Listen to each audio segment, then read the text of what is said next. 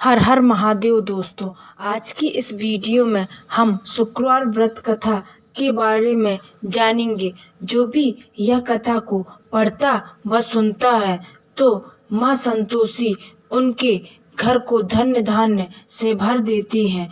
तो दोस्तों, आप भी माँ संतोषी जी की कृपा पाना चाहते हैं तो इस कथा को पूरा सुनना, बीच में अधूरा मत छोड़ना। और हाँ, इससे पहले यदि आप चैनल पे नए हैं तो चैनल को सब्सक्राइब करके वीडियो को लाइक जरूर करना। तो दोस्तों, चलिए कथा शुरू करते हैं। एक गांव में एक बुढ़िया रहती थी जिसके 7 बेटे थे।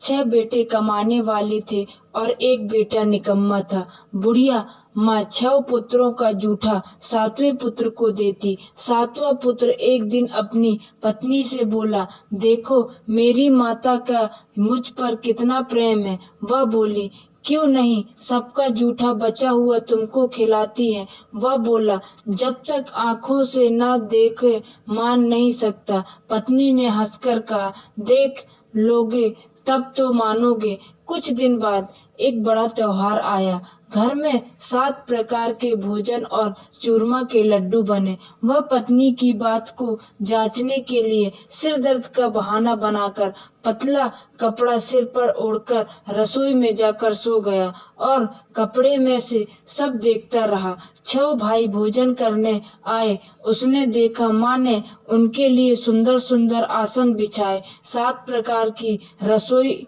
परोसी और आग्रह कर करके उन्हें भोजन कराती रही। वह देखता रहा। 6 भाई भोजन कर उठ गए। तब माँ ने उनकी 5 थालियों में से लड्डुओं के टुकड़ों को उठाया और एक लड्डू बनाया। जूठन साफ कर माँ ने उसे पुकारा, उठ बेटा उठ, तेरे भाइयों ने भोजन कर लिया, तू भी उठकर भोजन कर ले। उसने कहा, माँ मुझे भोजन नहीं करना, मैं परदेश जा रहा हूँ। माता ने कहा, कल जाना हो तो आज ही जा। वह बोला, हाँ हाँ जा रहा हूँ। यह कहकर वह घर से निकल गया। चलते समय उसे पत्नी की याद आई। वह गौशाला में कंडे थाप रही थी। वहां जाकर वह बोला, मेरे पास तो कुछ नहीं है, यह अंगूठी है, सो ले लो और अपनी कोई निशानी मुझे दे दो। वह बोली, मेरे पास क्या है, यह गोबर भरा हाथ है। यह कहकर पत्नी ने उसकी पीठ पर गोबर के हाथ की थाप मार दी। वह चल दिया। चलते चलते दूर देश में पहुंचा। वहां एक साहूकार की दुकान थी। वहां जाकर बोला, सेठ जी मुझे नौकरी पर रख लो। साहूकार को नौकर की सख्त जरूरत थी। साहूकार ने कहा, काम देखकर तनख्वाह मिलेगी। उसने कहा, सेठ जी जैसा आप ठीक समझे। उस साहूकार के यहाँ नौकरी मिल गई। वह दिन रात काम करने लगा। कुछ दिन में दुकान का लेन देन, हिसाब किताब, ग्राहकों को माल बेचना, सारा काम करने लगा। साहूकार के 7-8 नौकर थे। वे सब चक्कर खाने लगे, लेकिन उसने अपनी लग्न परिश्रम और ईमानदारी से सभी को पीछे छोड़ दिया। उसे अपने किए का फल मिला। सेठ ने भी उसका काम देखा और 3 महीने में ही उसे मुनाफे में साझीदार बना लिया। परिश्रम करते करते 12 वर्ष में ही वह नगर का नामी सेठ बन गया और सेठ अपना सारा कारोबार उस पर छोड़कर बाहर चला गया। इधर उसकी पत्नी पर क्या बीती वह सुने। सास ससुर उसे दुख देने लगे। गृहस्थी का काम करवा करवा कर उसे लकड़ी लेने जंगल में भेजते। इस बीच घर की रोटियों के आटे से जो भूसी निकलती उसकी रोटी बनाकर रख दी जाती और फूटे नारियल की नरेली में पानी दिया जाता। इस तरह दिन बीतते रहे। एक दिन वह जब जंगल में लकड़ी लेने जा रही थी, तब उसे रास्ते में बहुत सी स्त्रियां संतोषी माता का व्रत करती दिखाई दी। या वह खड़ी होकर पूछने लगी, बहनों यह तुम किस देवता का व्रत करती हो और इसके करने से क्या फल होता है? इस व्रत के करने की क्या विधि है? यदि तुम अपने इस व्रत का विधान मुझे समझाकर कहोगी तो मैं तुम्हारा बड़ा एहसान मानूंगी। उनमें से एक स्त्री बोली, सुनो, यह संतोषी माता का व्रत है। इसके करने से निर्धनता, दरिद्रता का नाश होता है, लक्ष्मी आती है, मन की चिंताएं दूर होती हैं, मन को प्रसन्नता और शांति मिलती है, निपुति को पुत्र मिलता है, प्रीतम बाहर गया हो तो वह शीघ्र लौट आता है, कुंवारी कन्या को मनपसंद वर मिलता है, चलता मुकदमा खत्म हो जाता है, कलह कलेश की निवृत्ति हो, मुख शांति होती है, घर में धन जमा हो, धन जायदाद का लाभ होता है तथा और भी मन में जो कुछ कामना हो सब संतोषी माता की कृपा से पूरी हो जाती है। इसमें संदेह नहीं है। वह पूछने लगी, यह व्रत कैसे किया जाता है, यह भी बताओ तो बड़ी कृपा होगी। वह स्त्री कहने लगी, बिना परेशानी, श्रद्धा और प्रेम से जितना भी बन सके प्रसाद लेना, 5.25 पैसे से 5.25 आने तथा इससे भी ज्यादा शक्ति और भक्ति के अनुसार गुड़ और चना ले। हर शुक्रवार को निराहार रहकर कथा कहना सुनना। ओम बीज कम नहीं टूटे, लगातार नियम पालन के करना। सुनने वाला कोई न मिले तो घी का दीपक जलाकर उसके आगे जल के पात्र को रखकर कथा कहना, परंतु नियम ना टूटे। जब तक कार्य सिद्ध न हो नियम पालन करना और कार्य सिद्ध हो जाने पर व्रत का उद्यापन करना। 3 मास में माता पूरा फल प्रदान करती है। यदि किसी के ग्रह खोटे हैं भी तो माँ 1 वर्ष में अवश्य उनको अनुकूल करती हैं। कार्य सिद्ध होने पर ही उद्यापन करना चाहिए, बीच में नहीं। उद्यापन में 2.5 सेर आटे का खाजा तथा इसी अनुसार खीर तथा चने का साग बनाना, 8 बच्चों को भोजन कराना, जहाँ तक मिले देवर जेठ भाई बंधु कुटुंब के लड़के लेना, ना मिले तो रिश्तेदार और पड़ोसियों के लड़के बुलाना, उन्हें भोजन कराना, यथाशक्ति दक्षिणा दे, माता का नियम पूरा करना। ध्यान रखना उस दिन घर में कोई खटाई न खाए। यह सुन वह वहां से चल दी। रास्ते में लकड़ी के बोझ को बेच दिया और उन पैसों से गुड़ चना ले माता के व्रत की तैयारी कर आगे चली। रास्ते में संतोषी माता के मंदिर में जब माता के चरणों में लौटने लगी, विनती करने लगी, माँ मैं दीन हूँ, निपट मूर्ख हूँ, व्रत के नियम कुछ जानती नहीं, मैं बहुत दुखी हूँ। हे माता मेरा दुख दूर कर, मैं तेरी शरण में हूँ। माता को दया आई। एक शुक्रवार बीता कि दूसरे शुक्रवार को ही उसके पति का पत्र आया और तीसरे शुक्रवार को उसका भेजा हुआ पैसा आ पहुंचा। यह देखकर जेठानी मुंह सिकोड़ने लगी। इतने दिनों बाद इतना पैसा आया, इसमें क्या बड़ाई है। लड़के ताने देने लगे। काकी के पास अब पत्र आने लगे, रुपया आने लगा। अब तो काकी की खातिर बढ़ेगी।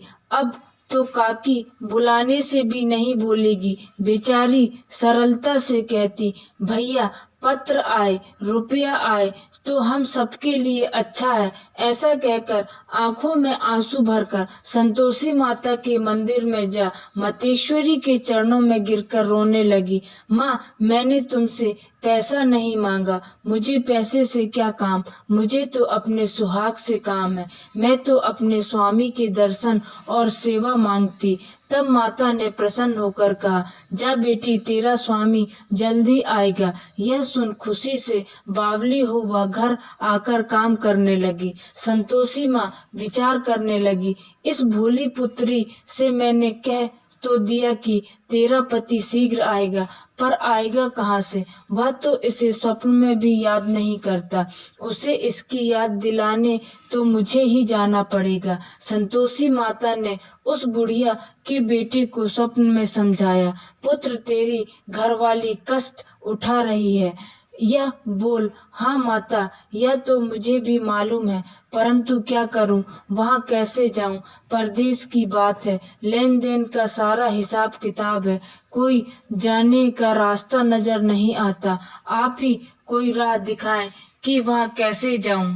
माँ कहने लगी, सवेरे नहा धोकर संतोषी माता का नाम ले, घी का दीपक जला, दंडवत कर और दुकान पर जा बैठना। देखते देखते तेरा लेन देन चूक जाएगा, जमा माल बिक जाएगा, सांझ होते होते धन का ढेर लग जाएगा। वह अगले दिन सुबह बहुत जल्दी उठा। उसने अपने मित्र बंधुओं परिचितों से स्वप्न में माता द्वारा कही बात कह सुनाई। वे सब उसकी बात सुनकर उसकी खिल्ली उड़ाने लगे। वे कहने लगे कि कहीं कभी सपने की बात भी सच्ची होती है। एक बूढ़ी व्यक्ति बहुत समझदार था। वह बोला, देखो भाई, मेरी बात मानो। इस तरह सच या झूठ कहने के बदले देवता ने जैसा कहा है वैसा ही करना। तेरा क्या जाता है। बूढ़े की बात मानकर नहा धोकर उसने संतोषी माता को प्रणाम किया। फिर घी का दीपक जलाकर दुकान पर जा बैठा। शाम तक धन का ढेर लग गया। वह हैरान हुआ। मन में संतोषी माता का नाम ले प्रसन्न हो घर जाने के वास्ते गहना कपड़ा व सामान खरीदने लगा। सब काम से निपट अपने घर को रवाना हुआ।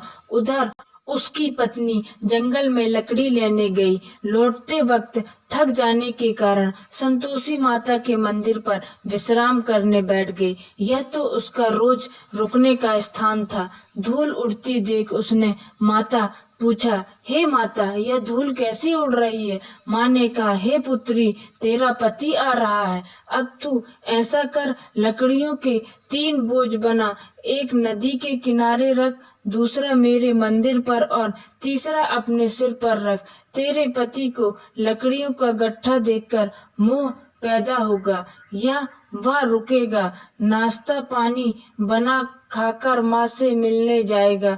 तू लकड़ी का बोझ उठाकर जाना और बीच चौके में गड्ढा डालकर 3 आवाजें जोर से लगाना। लो सासू जी, लकड़ियों का गट्ठा लो, भूसी को रोटी दो, नारियल के खोपड़े में पानी दो, आज कौन मेहमान आया है। संतोषी माँ की बात सुनकर वह बहुत अच्छा माँ कहकर प्रसन्न मन से लकड़ियों के 3 बोझ बना लाई। एक नदी के तट पर, दूसरा माता के मंदिर पर रखा। इतने में ही मुसाफिर वहां आ पहुंचा। सूखी लकड़ी देख उसको इच्छा हुई कि अब यहीं विश्राम कर ले और भोजन बनाकर खा पीकर गांव चले। इस प्रकार भोजन कर विश्राम कर वह अपने गांव में आ गया।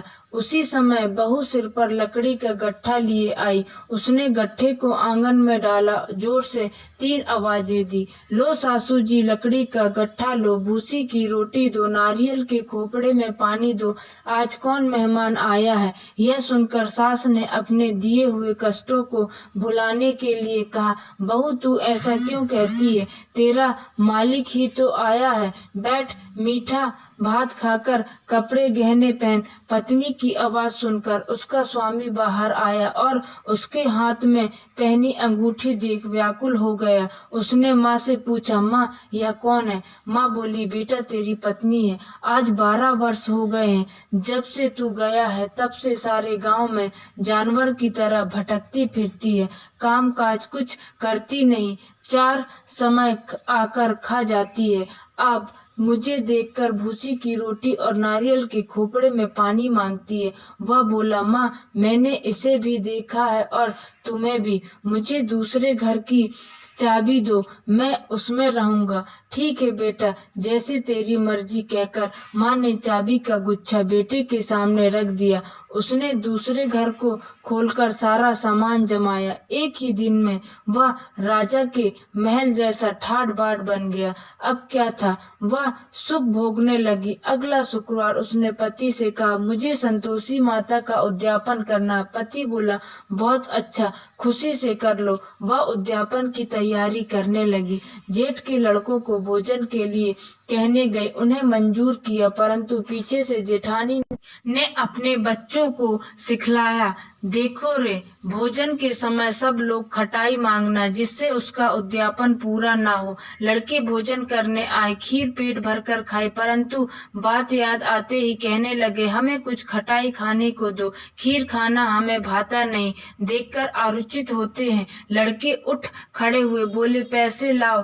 भोली बहू कुछ जानती न थी। उसने उन्हें पैसे दे दिए। लड़कों ने बाजार जाकर उन पैसों से इमली खरीदी और खाई। यह देखकर बहू पर माता जी ने कोप किया। राजा के दूत उसके पति को पकड़कर ले गए। अब सब मालूम हो जाएगा जब जेल की रोटी खाएगा। बहू से यह वचन सहन न हुए। वह संतोषी माता के मंदिर में गई और कहने लगी, माता तुमने यह क्या किया?